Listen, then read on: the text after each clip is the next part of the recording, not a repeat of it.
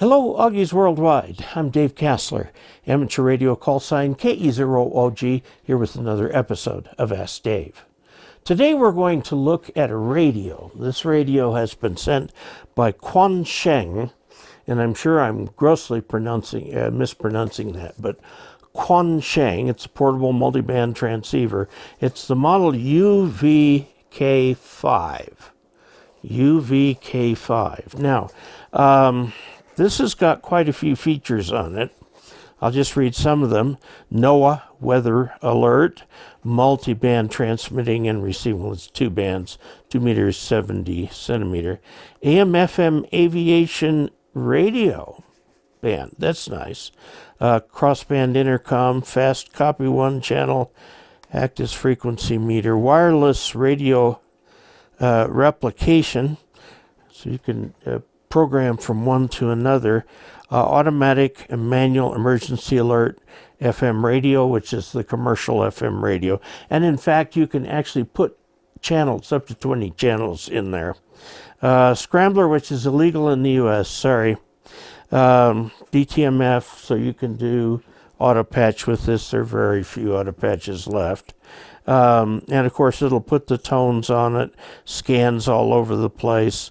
Says high capacity battery, but I'm not so sure. It's a fairly small battery. Long standby time, long communications range. The wattage of the radio, if we look at the instruction manual, by the way, this entire instruction manual is in English.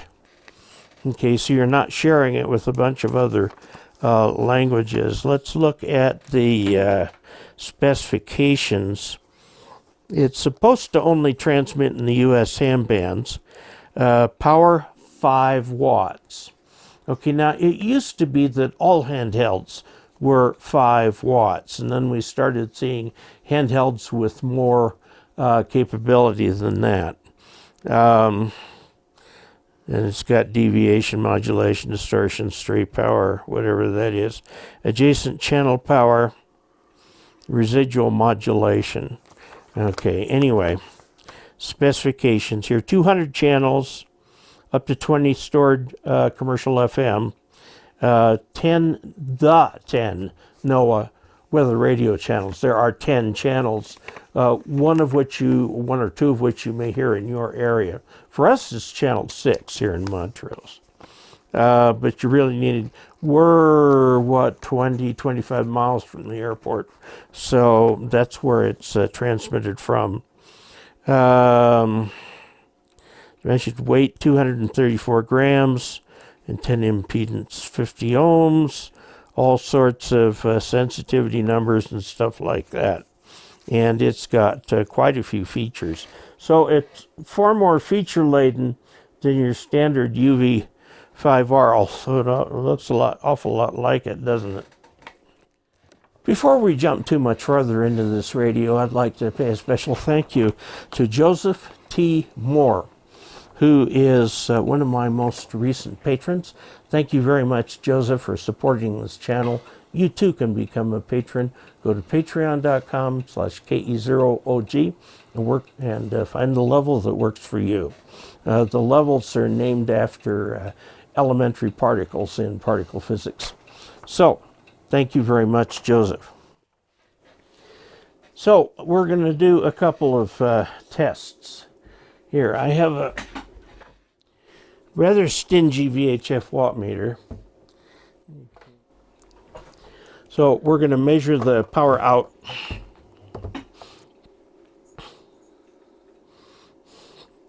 Put this in here, and we're going to put this up here so we can power the watt meter. Okay, so the watt meter comes on. We're going to put it on VN UHF here. Okay, now we're going to we have an attachment.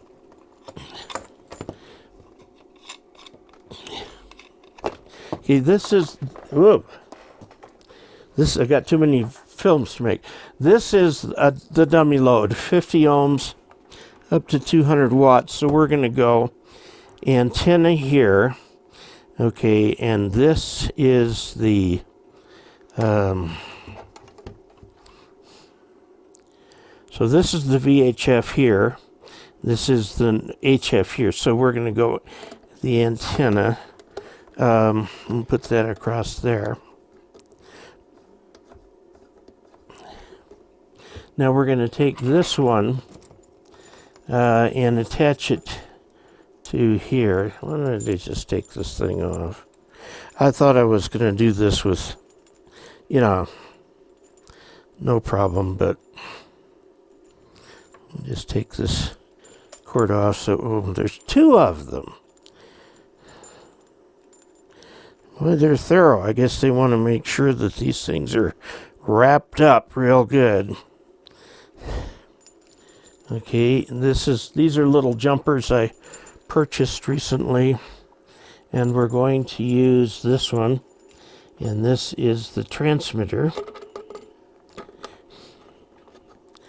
Okay, goes on to here, 12 volt DC.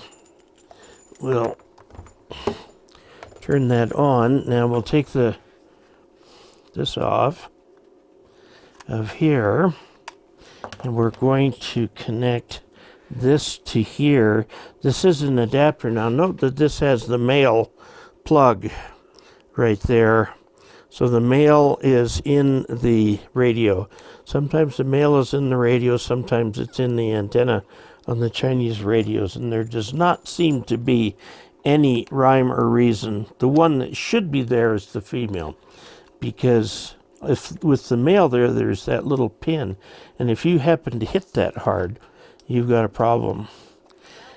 Okay, we're going to transmit on 70 centimeters, and it looks like with an SWR of 1.17, we've got 3.46 forward watts and only 0.01 reflected watts.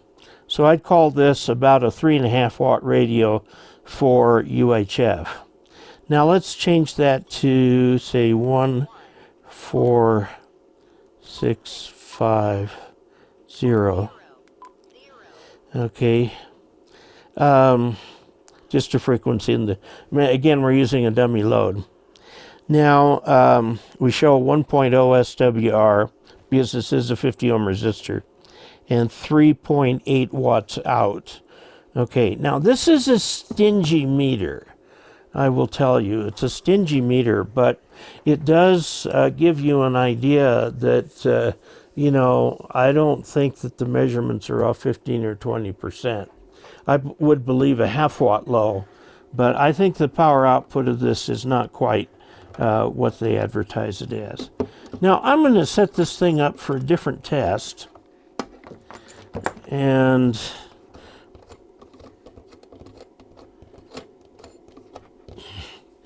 we'll get this thing out of here. By the way, this is an MFJ 849 if anybody's interested in one. Put the battery back up out of the way. It's my lithium ion bench battery. Okay, and so we've got this connected to the transceiver, and it's going into this little signal sampler. And that's because you can't put a huge amount of power directly into a spectrum analyzer. So what this does is it measures relative. So we've got the spectrum analyzer set up on 10 dB per division with 0 at the top, which would be dBm, okay, and then going up there. Now let's go ahead and transmit on 2 meters. Now, do you see a problem here? Okay, this right here is about 144 megahertz. I don't know if this will, trying to get it up to 0, but we'll get it down below 0 here. So it's 5 down. So this is your first harmonic. I gotta get my glasses here. One of the joys of old age are eyes that don't focus very well.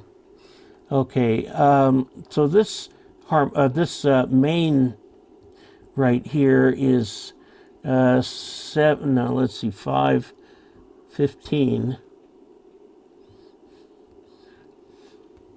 I want that on 0.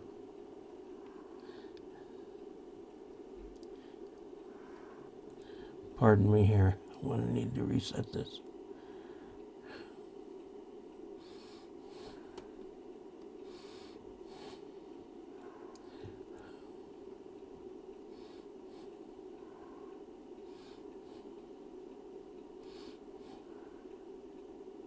Scale per division 10.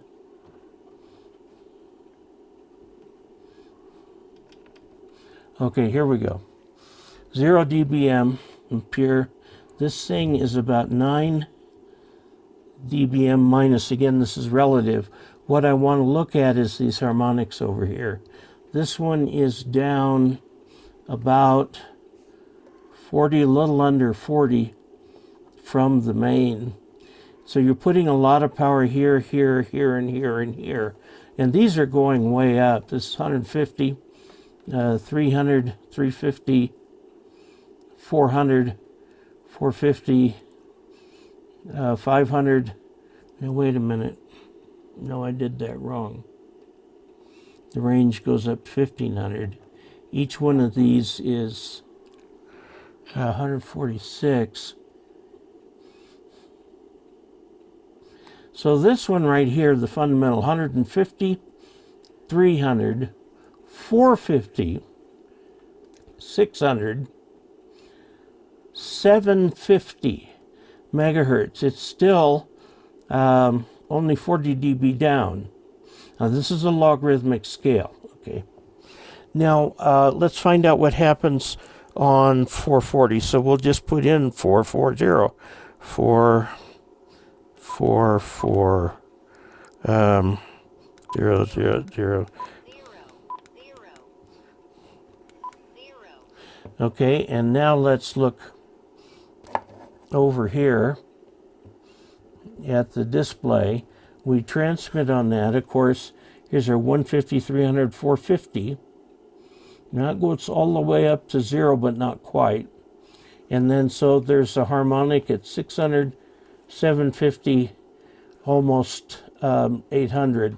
But that's the second harmonic. And it's down only, well, less than 30 dB.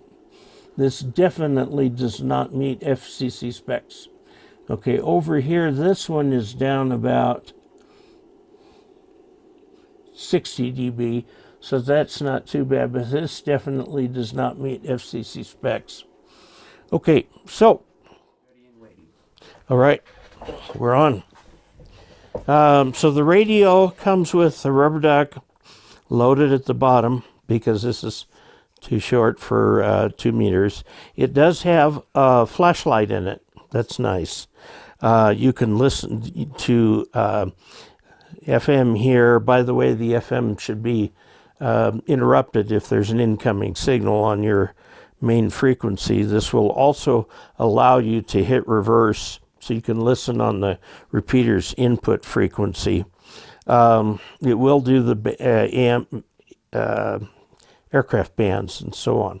There's just one knob on it, and that's the turn on and volume. Interestingly, they put a little shield out here so you won't bump that while it's in your pocket.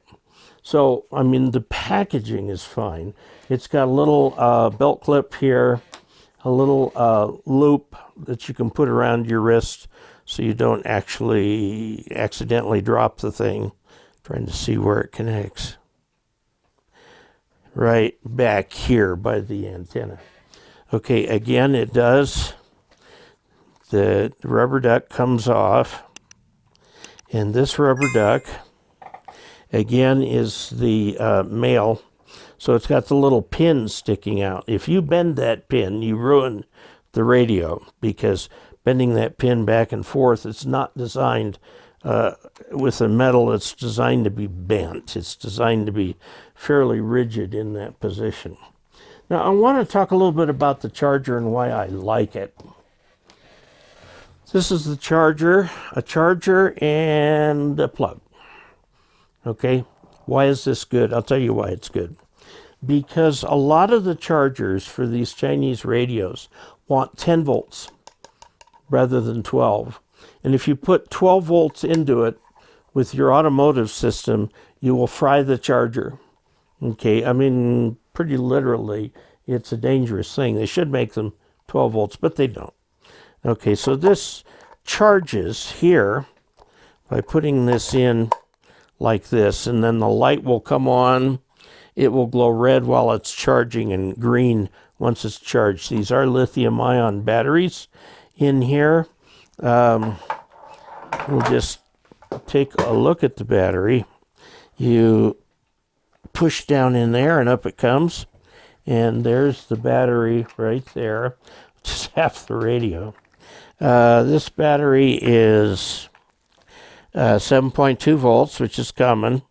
Model BP-K5, 1600 milliamp hours. Some of the handhelds will actually go up to 3500 milliamp hours. And this is 11.52 watt hours, which isn't huge.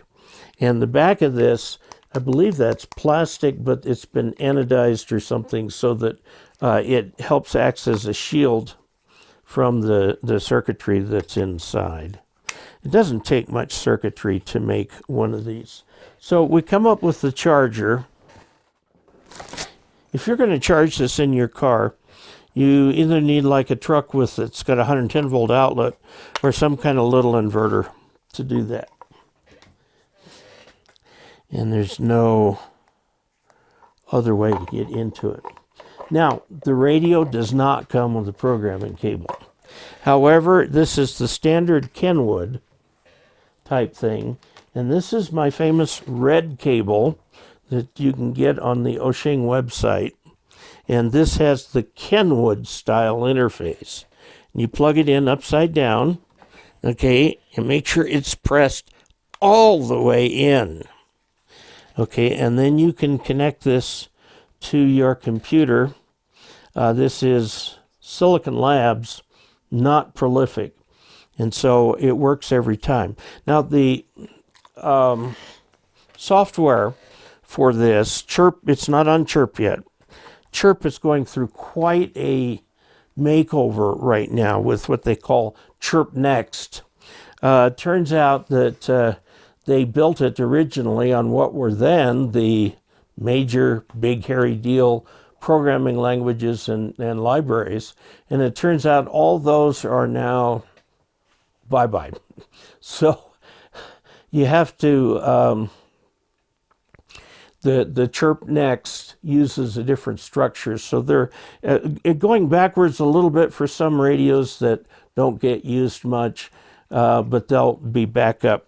I may send them a spare of this so that they can add this to their list. They need the radio itself. The programming software is available on the QuanSheng.com website. Okay, and you have to look under support and then work your way down to programming software and then to the UV-k5. This is a new radio, okay? So it's way down at the bottom, but you can get it in there and program very nearly everything about the radio. So overall, what do I think of this radio? Well, it's a radio, okay? It's a ham radio. It's, I suppose we should look up the price on it. Okay, and we're going to search this for, I guess we should search for the brand name.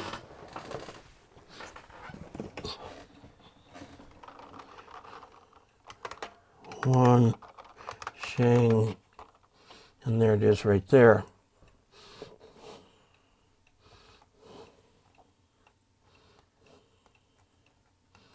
It's not listed.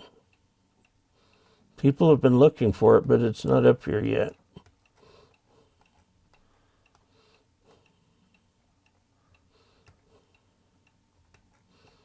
Okay. Well, all right. It's not on Amazon yet. Let's go to the QuanSheng.com website. So it's QSFJ.com. And there it is. Okay, now we're going to go to amateur radio, and we see that they don't even have it out for sale yet. So this is pretty new. Now on the amateur radio, well, let's go up here to support. Service System Download Center. Download Center is what we want. Okay, and we're going to go analog radio, and it's way down at the bottom here, UV-k5, UV-k5. Okay, you can pick one of these. The last time I looked, this wasn't there, so, you know, if we just look there, it shows the radio. Downloads, Chinese English. I think I'd prefer the English. Okay, and downloads, there's a catalog, user's manual, programming software, and an update to the firmware if you want it. Okay, so it is supported on there. It's too new to appear on the other things. Okay, let's get to a bottom line here. It's a nice little radio. I don't know how much it costs yet because it's not on Amazon. Yet it's coming out.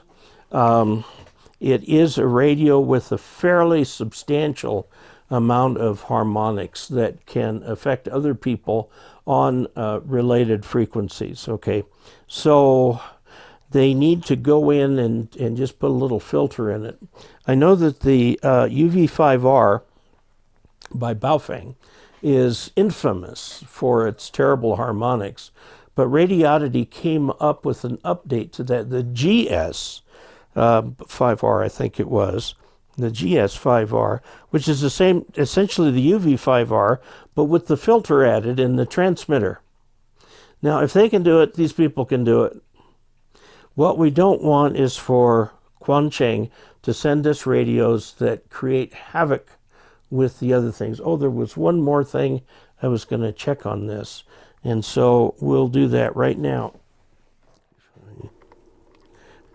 We'll put the little adapter in. Okay, now we can see what's being transmitted on this. Adapters, adapters, adapters. That's what ham radio is all about. Let's turn it on. Okay, 440000 is in the ham bands. And if you look up there, it's transmitting on those frequencies. Now let's put 460. 460,000. And if this is done right, you can listen there, but you can't transmit. Let's find out. Let's look at the spectrum analyzer, and it's transmitting on that frequency. Shame on them.